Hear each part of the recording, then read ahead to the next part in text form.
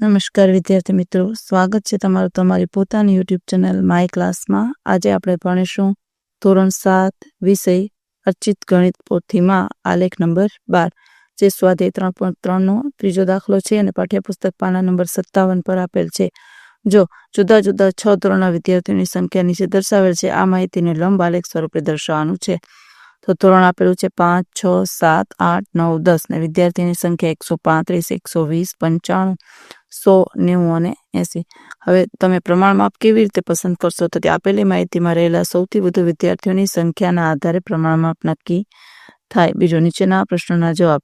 કયા ધોરણમાં સૌથી વધુ વિદ્યાર્થીઓ છે? તો લખો ધોરણ 5માં સૌથી વધુ વિદ્યાર્થીઓ છે। બીજું, કયા ધોરણમાં સૌથી ઓછા વિદ્યાર્થીઓ છે? તો લખો ધોરણ 10માં સૌથી ઓછા વિદ્યાર્થીઓ છે।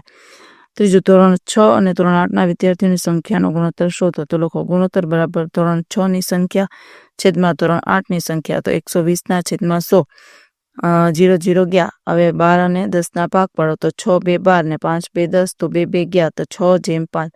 વાય અક્ષ પર પ્રમાણમાં 10 1 એકમ બરાબર 10 વિદ્યાર્થીઓ।